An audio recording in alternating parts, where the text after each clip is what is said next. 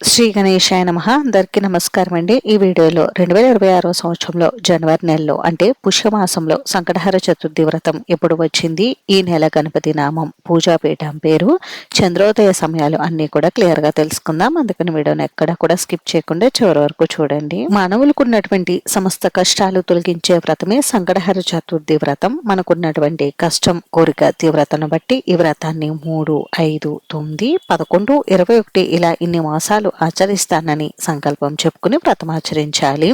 పురాణాల ప్రకారం ఈ వ్రతాన్ని పౌర్ణమి తర్వాత వచ్చే కృష్ణపక్ష చవితి తిథి రోజు అయితే ఆచరించాలి.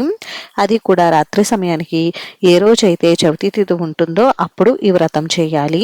దీనిని బట్టి చూస్తే ఈ 2026 సంవత్సరంలో జనవరి నెలలో అంటే పుష్యమాసంలో సంకటహర చతుర్థి వ్రతం ఎప్పుడు వచ్చింది అని అంటే స్వస్తి చాంద్రమాన శ్రీ విశ్వావసు నామ సంవత్సరం దక్షిణాయనం హేమంత ఋతువు పుష్యమాసం బహుళపక్షం చవితి తిథి ప్రారంభం 2026 జనవరి 6వ తేదీ మంగళవారం ఉదయం 11:38 ప్రారంభమయ్యి 2026 జనవరి 7 బుధవారం ఉదయం 10:46 వరకు చవితి తిథి ఉంటుంది. దీనిని బట్టి చూస్తే చంద్రోదయ సమయానికి చవితి తిథి 2026 జనవరి 6 మంగళవారం రోజు అయితే ఉంది. కాబట్టి ఈ రోజే సంకటహర చతుర్థి వ్రతాన్ని ఆచరించాలి. సంకటహర చతుర్థి వ్రతం మంగళవారంతో కూడుకుని వస్తే దానిని అంగారక సంకటహర చతుర్థి అని పిలుస్తారు. ఈ రోజు చాలా విశేషం అండి. అందుకని ఈ రోజు తప్పకుండా స్వామివారికి వ్రతం ఆచరించుకోండి. కొత్తగా వ్రతం ఆచరించాలనుకునేవారు, కొత్తగా ఈ వ్రతాన్ని ప్రారంభించాలనుకునేవారు ఇలా అంగారక సంకటహర చతుర్థి వ్రతం వచ్చిన రోజున మీరు ప్రారంభిస్తే చాలా విశేషమైన ఫలితాలు కలుగుతాయి.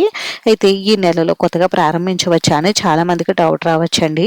మనకి ఫిబ్రవరి 13వ తేదీ వరకు మూఢమి ఉంది కాబట్టి మూఢమిల్లోనూ అలాగే పుష్యమాసం శూన్యమాసం కాబట్టి ఇలా శూన్యమాసాల్లోనూ వ్రతం కొత్తగా ప్రారంభించేవారు ఆచరించకుండా ఉంటేనే మంచిది. ఈ రోజు ఉదయం స్వామివారికి ముడుపు కట్టుకుని పూజ చేసుకోవడానికి శుభ సమయాలు వచ్చేసి ఉదయం 6:49 నుండి 8:38 లోపు మీరు ముడుపు కట్టుకుని స్వామివారికి పూజ చేసుకోవచ్చండి.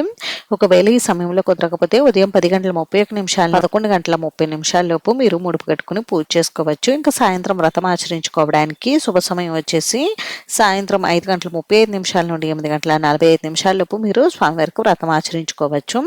ఇంకా స్వామివారి పూజాపీఠాన్ని ఏర్పాటు చేసేటప్పుడు సౌరపీఠం అనే నామంతో స్వామివారి పూజాపీఠాన్ని ఏర్పాటు చేసుకుని స్వామివారికి పూజ చేసేట లంబోదర మహాగణపతి అనే నామం చెప్పుకుంటూ స్వామివారికి పూజ చేయాలండి. అంటే స్వామివారికి షోడశోపచార పూజ కానీ అష్టోత్తర శతనామావళి చేసేటప్పుడు ఈ నామం చెప్పుకుంటూ స్వామివారికి పూజా కార్యక్రమాలు అయితే నిర్వహించుకోవాలి. ఈ రోజు చంద్రోదయ సమయం వచ్చేసి రాత్రి 8:55 వరకు ఉందండి. రాష్ట్రాల వారీగా మీకు చంద్రోదయ సమయాలు కావాలంటే నన్ను కామెంట్లో అడగండి. అంతేనండి. చూసారు కదా, ఈ వీడియో మీకు నచ్చితే ప్లీజ్ లైక్ చేసి షేర్ చేసి సబ్స్క్రైబ్ చేసుకోండి.